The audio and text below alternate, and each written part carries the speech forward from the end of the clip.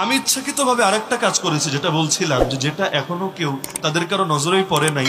আমি একদিন পর্যন্ত টাইম নিয়েছি যে আমি একসময় বলবো এটা, কিন্তু একদিন দেখি কেউ ধরতে পারে কিনা। যদি না পারে বুঝবো সে একা জাহেল না, পুরো গোষ্ঠীটা জাহেল। কথাটা হয়তো একটু উগ্র হয়ে যাচ্ছে, কিন্তু আমার কাছে 24 ঘন্টা ব্যাপী দেখে এটাই মনে হলো, কারণ এখনো পর্যন্ত একটা মানুষের নজরে এটা আসে নাই। আর এই কথাটা লাইভে যাওয়ার পরে হয়তো দেখে নতুন করে তারা জানবে। আমি ইচ্ছাকৃতভাবে ইয়াহিয়া বিন সাঈদ, যার সূত্রে এই হাদিসটা আমি বারবার রেফারেন্স হিসেবে টানছিলাম, ইচ্ছাকৃতভাবে তার নামটা বলেছে কাত্তান কাত্তান কাত্তান, ইয়াহিয়া বিন সাঈদ আল কাত্তান। তিনি হাদিস শাস্ত্রের বড় ইমাম, এবং এই ভুলটা তারাও তাদের একটা সাইটের মধ্যে করেছে, islamkio.com এর মধ্যে। আমি এই পয়েন্টের অপেক্ষায় ছিলাম যে সে খালি একবার বলুক যে ইয়াহিয়া বিন সাঈদ আল কাত্তান কেন আপনি বলছেন, উনি তো আলাদা লোক, ওনার নাম হবে ইয়াহিয়া বিন সাঈদ আল আনসারি। তার মানে নাম আর বাপের নাম ঠিক আছে, খালি লাস্টের জায়গায় দুইজন। এক হলো ইয়াহিয়া, ইনিও ইয়াহিয়া, বাপের নাম সাঈদ, এরও বাপের নাম সাঈদ, কিন্তু একজন কাত্তান যিনি হয়তো তাবেই হবেন, আর একজন আল আনসারি যিনি তাবেই, যদিও ছোট তাবেই লেকিন তাবেই। তাহলে আমি ইচ্ছাকৃত কাত্তান টানলাম। কাত্তান প্রসঙ্গে আমি কয়েকটা রেফারেন্সও দেখালাম।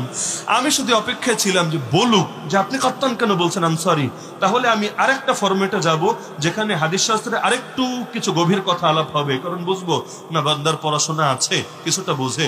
কিন্তু দেখলাম পুরো 2 ঘন্টার মধ্যে তার মাথায় এটা আসেই নাই যে কাত্তান আলাদা আনসারি আলাদা, কাত্তান আলাদা আনসারি আলাদা।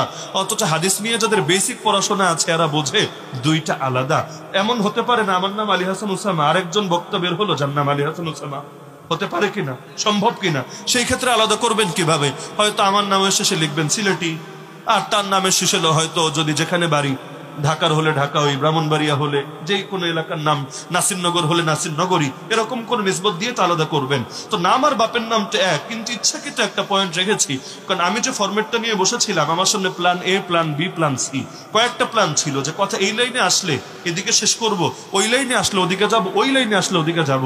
দেখলাম লাইনই নাই, লাইনের ঊর্ধ্বে আছে শুধু গোল্ডেন চেইন, নিচে সবই খোলা। তো সুতরাং লাস্টে আর অন্য কথার দিকে গেলাম না, কিছু পয়েন্ট হাতে থাক, কারণ তাদের আকাবিররাও যদি কখনো বসে আর এই বিষয়ে ব্যাপক আলোচনা করে, ওই সময়ও তো কিছু কথা বলা লাগবে। তো ঝুলি সব আগেই ঢেলে দিয়ে লাভ নাই, মাল কিছু বাকি থাকে। তা মৌলিকভাবে তো কোনো বিতর্ক করতে বসি নাই, পর্যালোচনা। এবং আমাদের সেরেফ দেখানোর মাকসাদ এটা ছিল, তারা নিজেদেরকে হাদিসের অনুসারী দাবি করতে পারে, কিন্তু হাদিস শাস্ত্র তারা বোঝে না।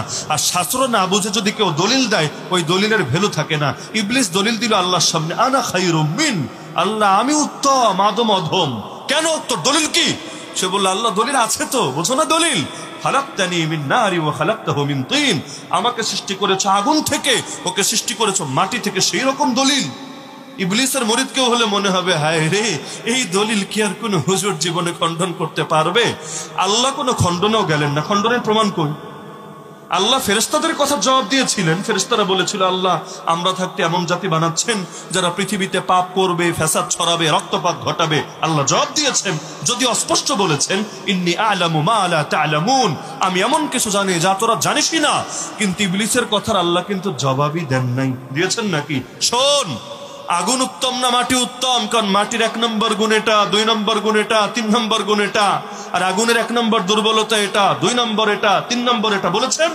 বলেন নাই। আল্লাহ ডাইরেক্ট অ্যাকশনে চলে গেছেন, বের হ, উখরুজ মিনহা, এই মুহূর্তে বের হ, ফাইন্নাকা রাজিম, তুই চিরবিতাড়িত। তার মানে যারা ওই গভীরের কথা বোঝার যোগ্যতাই রাখে না, তাদের সামনে কথা বলা মানে উলুবনে মুক্ত ছড়ানো।